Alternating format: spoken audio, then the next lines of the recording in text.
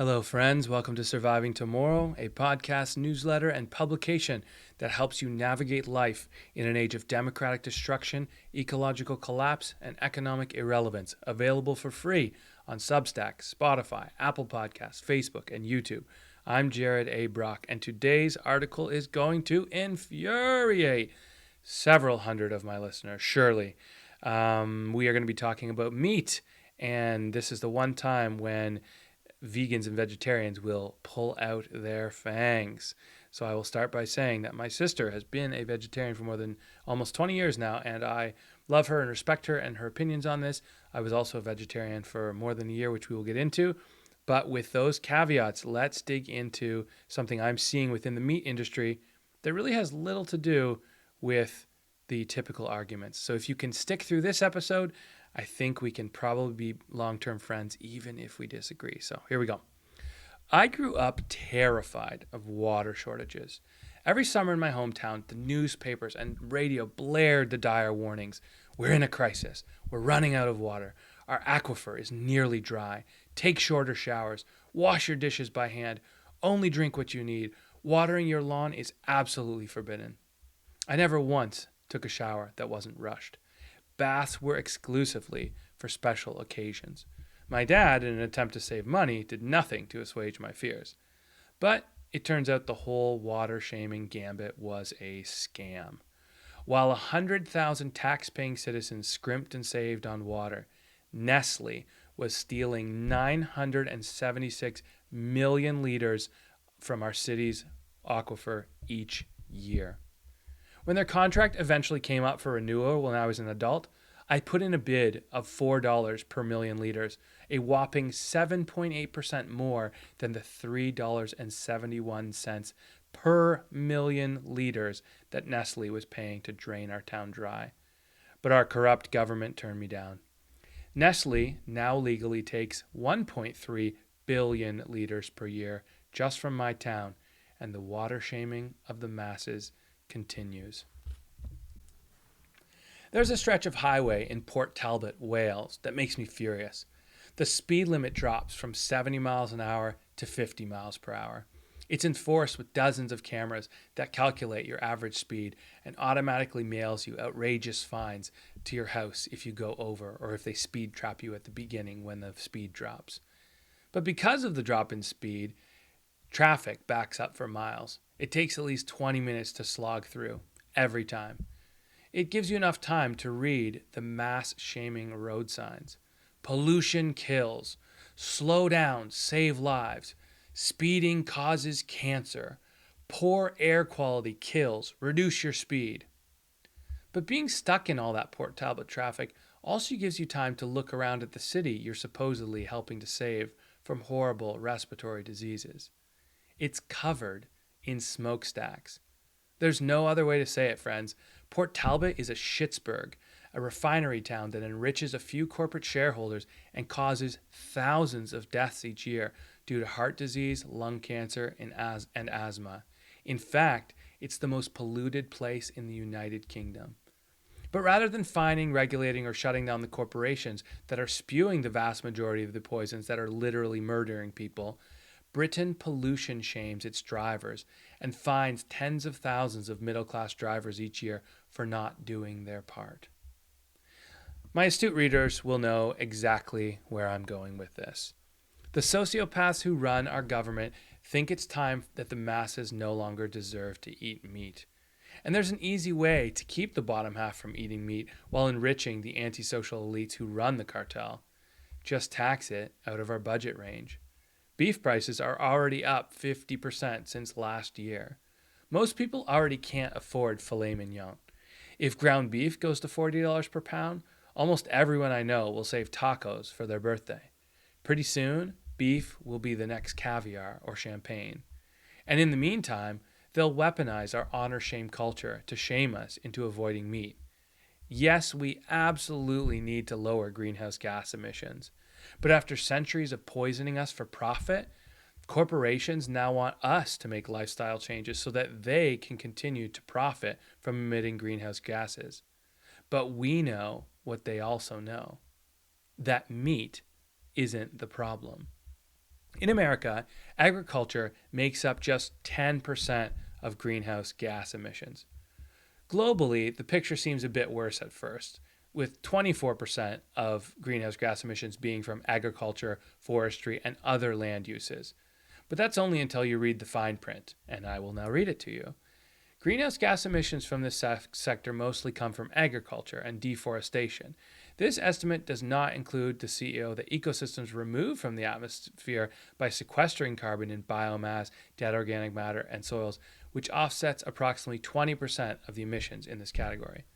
So, animals are responsible for somewhere in the ballpark of 19% of all global greenhouse emissions. But even without any assets, it's still less than a quarter of the total. In other words, the overwhelming majority of greenhouse gases are caused by transport, industry, and power and heat production. And animals aren't farting nitrous oxide, CFCs, and all the other lethal poisons that we should really be worried about. Just take a look at the leading emitter of each greenhouse gas. For carbon dioxide, it's fossil fuel combustion. For methane, it's fossil fuel production. For nitrous oxide, it's fertilizer application. For chlorofluorocarbon-12, it's refrigerants. For hydrofluorocarbons, it's refrigerants. For sulfur hexafluoride, it's electricity transmission. And for nitrogen trifluoride, it's semiconductor manufacturing. Notice what's not the leading cause of any single greenhouse gas. Animals. They simply aren't the main problem. And even for the one greenhouse gas, methane, that cows emit the second most, there are a ton of companies working on methane capture. I've seen 2 of the projects myself in action, and they are amazing. But instead of going after the corporations that are literally murdering hundreds of thousands of people each year with their poisonous pollutions, what do corporate-controlled governments do instead? They meat shame us like it's our fault. George Monbiot rightly calls this micro-consumeristic bollocks. Now I'm going to read a quote by him.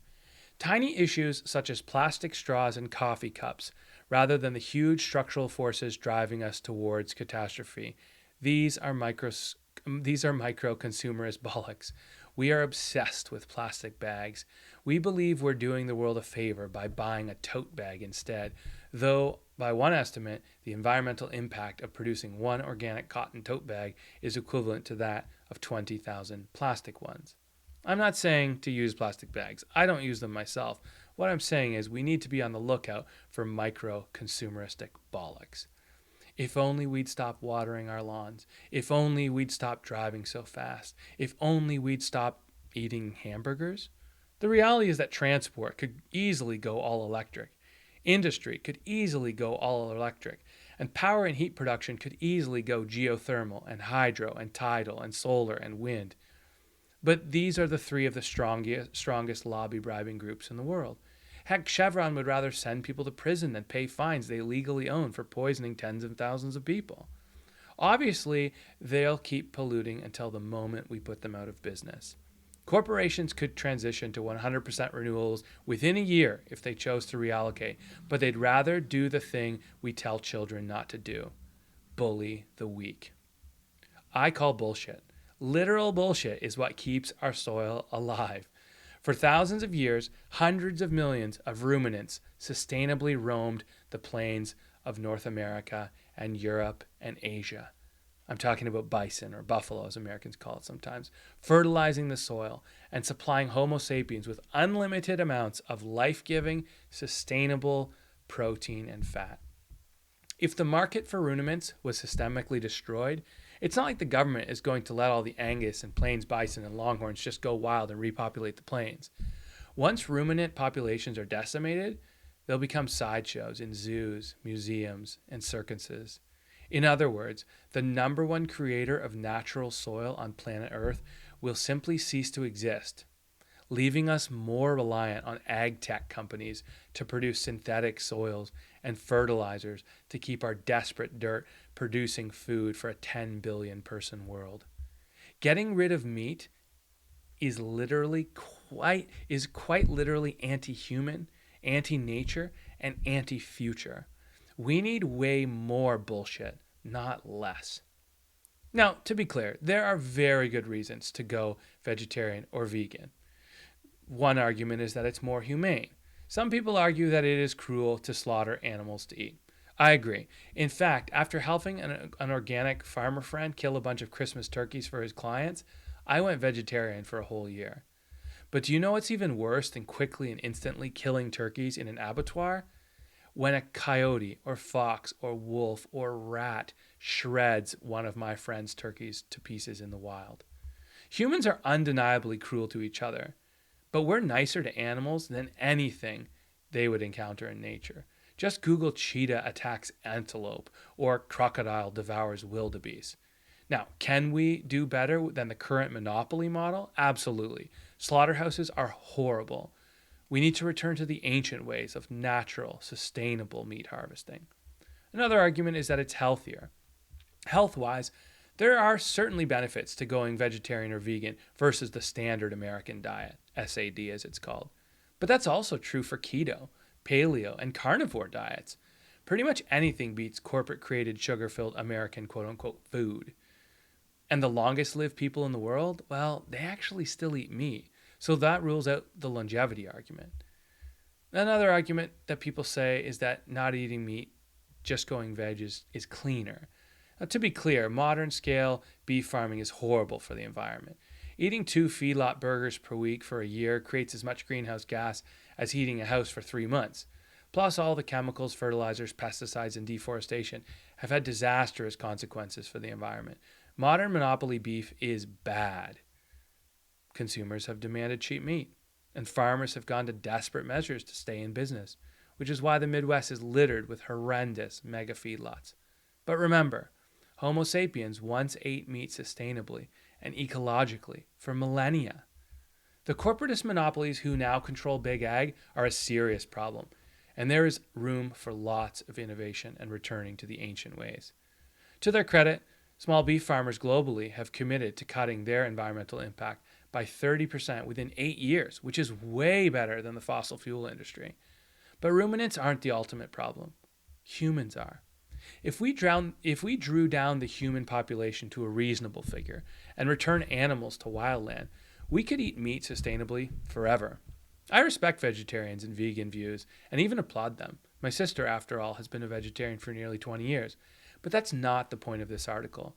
It's not to make a judgment about the morality or immorality of eating meat, or even the environmental sustainability of meat in an overpopulated world, but simply to question the financial motives behind the coercive transition.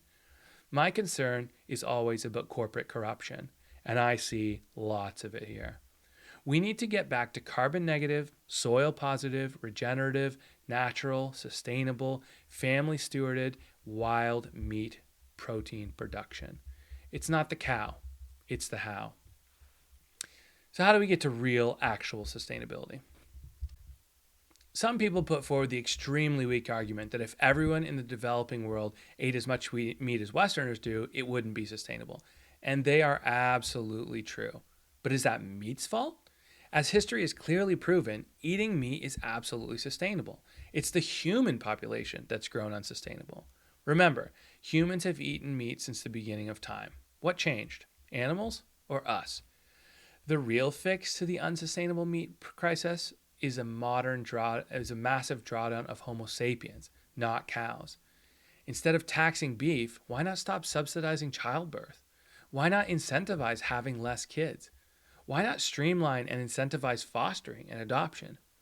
No, I am not talking about an idiotic one-child policy, forced sterilizations, or anything of that nonsense. People can do what they want and have as many kids as they want, so long as the rest of us don't have to pay for it. And we should definitely redirect all of this meat shaming toward having a thoughtful conversation about overpopulation and the real poisoners of the planet. So why are we actually meat shaming the public? Why is Bill Gates, who emits 107 times more carbon emissions than the average person, saying that he thinks all rich countries should move to 100% synthetic beef? Well, for this, we need to go to Cicero and the ancient Romans, who asked a good question. Cui bono? Who profits? In my mind, there are two leading contenders to who profits from all this meat shaming. Number one, we've discussed, it's today's polluters. Banning meat isn't about saving the planet any more than my hometown cared about saving water or the UK cares about the health of the people who live in Port Talbot. It's all about allowing the bona fide criminals to continue to pollute for a profit. Making meat unaffordable for the masses buys polluters a little more time to poison us into oblivion for short term profits.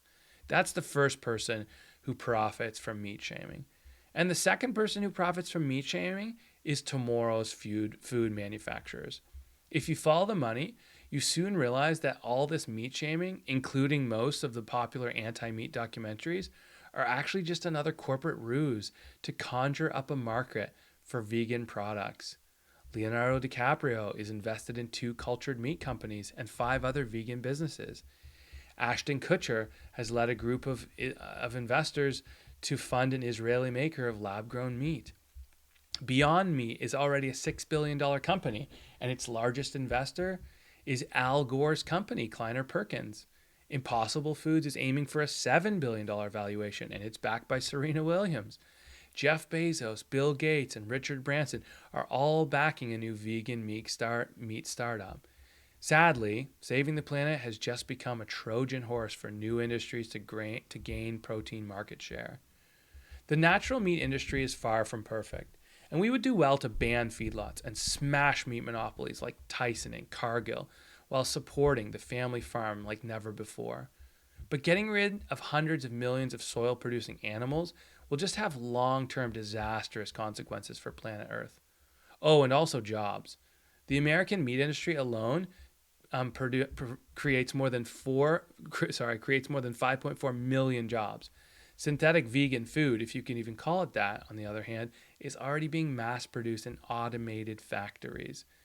Getting rid of meat will create a jobs crisis. We need to trust nature.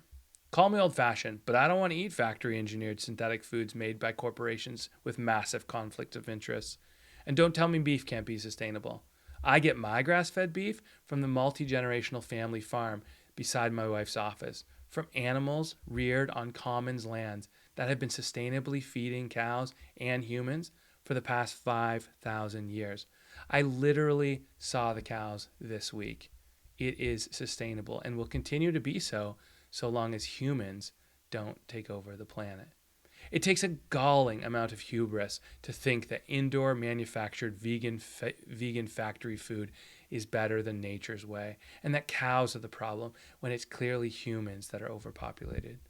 The historic facts are undeniable. Homo sapiens adapted to natural, outdoor, organic food over an untold number of generations.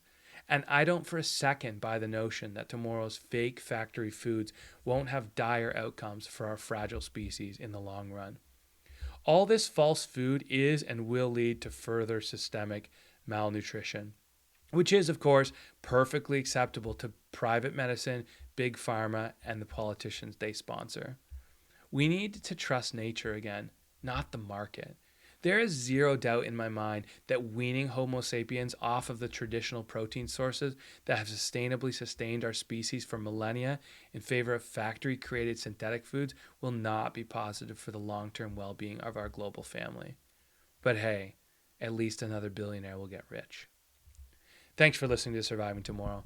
Please give us a 5-star review on Amazon, on Spotify or Apple Podcasts, and share this episode by email and on social media so we can reach more people, raise awareness about all this meat shaming, and grow our community of resistors. We are listener supported, and we need your help. Please visit jaredbrock.com to see all the ways that you can get involved. Thank you for listening. We'll see you next time.